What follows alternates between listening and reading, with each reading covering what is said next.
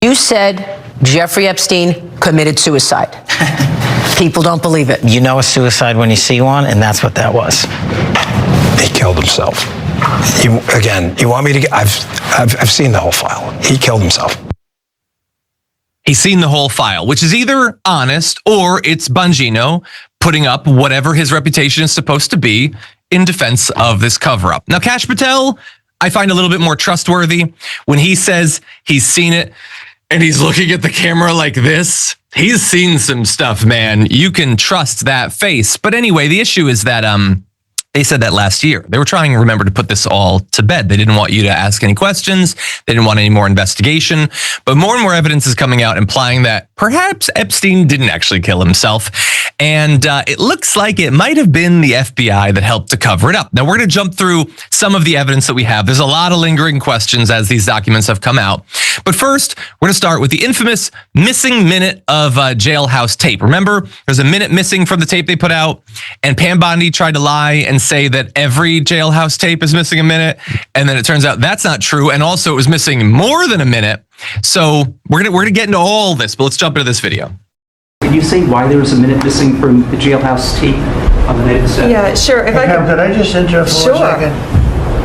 Are you still talking about Jeffrey Epstein? This guy's been talked about for years. You're asking, we have Texas, we have this, we have all of the things. And are people still talking about this guy, this creep? Newly released Department of Justice documents show that investigators reviewing the surveillance footage from the night of Jeffrey Epstein's death observed an orange-colored shape moving up a staircase towards the isolated locked tier where his cell was located. The final report by the Inspector General stated at approximately 10:39 p.m., an unidentified CO appeared to walk up the L-tier stairway and then reappeared within view of the camera at 10:41. Now, I don't think anyone is actually trying to imply that Donald Trump himself killed Epstein. He's not the orange shape that was going up the stairs, but somebody, perhaps in like a convict's uniform orange, was going up there. And I guess we're just never going to get to find out what that was about, because Pam Bondi's not interested. Kash Patel, Dan Bongino have no questions. It's been in the files since back when they did that interview. Nobody's got any questions about it. Seems a little strange from where I'm sitting. Now, no official time of death was ever determined for Epstein. Again, very suspicious. But official reports state that he died by suicide sometime before 6:30 a.m. when a corrections officer came to a cell to deliver his breakfast and found him. One huge issue with that story is that, and this could just be a typo, maybe, the U.S. Attorney's Office had already drafted multiple statements about Epstein's passing the day before. Now, you can see it right there. I am assuming that has to just be a typo, right? Because why would you put it together beforehand? And having somebody put it together beforehand adds extra people into whatever conspiracy we'd be thinking is going on. It seems needless. It seems too good to be true. But it is yet another thing out there that evidently no questions were asked about, no investigation. Shut up and move on, as Donald Trump says. I guess, JR, that's how we're supposed to respond to this. What do you think? I would love for an easy follow-up question to things like what Kash Patel said was, you know, a suicide when you see one. Well, I mean, I guess we're all not investigators. How so? What is it about a suicide you see, you know, when you see it as soon as you step into the room that confirms it was a suicide? What did you see then? Like, they don't have any answers. And for some reason, no one asked. I get it was Marie Bartiromo. There's no way she was going to ask them more questions. But there's so many holes, easily poked holes into these stories. I'm not sure why people just don't do it. Even if you're just curious, be like, oh man, that's interesting, Kash. How did you know so quickly? Because you must be so good at this. We trust you, right? They've told so many lies. They've been caught telling so many lies from the beginning to the end of anything. They were talking just specifically about the jailhouse footage from the video and the minute missing, to Donald Trump saying he wasn't involved with the guy when he said he was, to the birthday book where he said he didn't really write that, to then we found out that we did. He was going to sue the Wall Street Journal.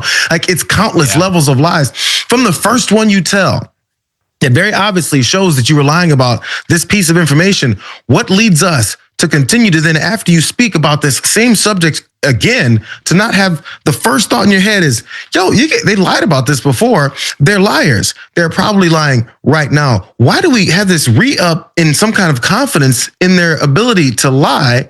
That when they've shown us that that's what they're doing, that every question follows should be, why did you guys lie about that? No one's asked them yet. Why did you lie about that, Pam Bondi? Because we know that you lied about it. Not let's discuss if you lied about it. We know it. It's concrete fact. Oddly, for some reason, when we see conspiracies, which this is, backed up by actual printed evidence, like the fact that they released this immediate release the day before they killed the guy, then why is it that we can't look at that and say, this is weird? Can you guys answer for this? And then when they say no, the American people want to talk about it, just say, no, actually, I polled 100% of the American people, since we're getting outrageous. 100% of American people want to see about this. There's a newborn in Alabama who wants to hear about this. When are we going to ask them the questions about answer for it? Or it's time to just move on and take some actions from the fact that we know why you're hiding all of this. It's very simple. And that's what they're doing. Pam Bondi, remember, started this whole thing by coming out and being like, oh yeah, by the way, we're done with that. Remember that, like, we did the binders with the influencers? Yeah, that was just for fun. No, we're done. Investigation over. So then everything blows up. And then what did we get a couple weeks ago? Todd Blanche comes out and says, we're done. That's it. We're not investigating anyone. That whole thing about, like, your littlest girl was very naughty. No, we're not going to talk to that guy, and you don't get to know who he is. We're done. We're not investigating that. We're not doing any of this. The thing about the spy being tortured or whatever, no, you're just never going to know what that is. I don't care. I'm not interested. Maybe it touches Trump. I don't know. People are pointing out how uncomfortable Dan Bongino looked while he was saying that, which, yes. Now, look, we can't judge him based on sweating. He's a sweaty dude under the best of circumstances. But there's also two possible explanations why he would be so uncomfortable. One is that he knows he's lying. He saw what was in the files, or has an idea of what's in the files, and then he realizes, oh God, I'm setting fire to my reputation by participating in this. Or it could be that he said a bunch of stuff that turns out not to be true. He looks in the files, there's no evidence, and he's like, oh God, they're gonna hate me for saying there's nothing here when I kept telling them there was. I don't know for sure. Well, actually I do. I've seen enough of the files to know that they're lying and they're covering it up. They're lying and they're covering it up. And honestly, this kind of reminds me, and I'll end on this. It reminds me of when we were covering the Virginia gerrymander. At a certain point, something can be so over the top that it makes you uncomfortable. Like, this cover up is so much that, like, I almost don't even want to look at it. Like, it's supposed to be a thing where we're supposed to dig and, like, try to find out information and scrape together a couple things. This is, you're just being punched in the face with this cover up every single day and being told to just move on. It's ridiculous. If you enjoyed that, then make sure that you never miss another video by subscribing. And if you want a little more, consider hitting the join button and becoming a member. So you're probably wondering, why would I do that? Well, when you do that, you get access to bonus content that I make every single week, and it's a lot of fun. You get custom emojis and more. If you join at tier 3, by the way, you even get access to a monthly member hangout with myself. And you'll get all that going forward, but you'll also unlock years of the back catalog. That is literally 100 or more bonus clips and top 10 lists and debates and more. So what are you waiting for? Where 25 million people came in over a period of 4 years, and now nobody comes in. Nobody even tries to come in. And I can only say, I think we'll say it very plainly, elections have consequences. The people want law and order, and we have a silent majority. Yeah, there's a little bit of copium there for you, for Donald Trump. I mean, look, he's saying the border is shut down, which is, if you just want the border absolutely shut down, then maybe you consider Trump to have done a good job. You can give that to him. The issue is that he knows that people are not just stopping at good job on the border. They see the other stuff that he's doing. They see what Bovino is doing. They see what Noam and Stephen Miller and Homan are doing, and they don't like it. They see the people being gunned down in the streets.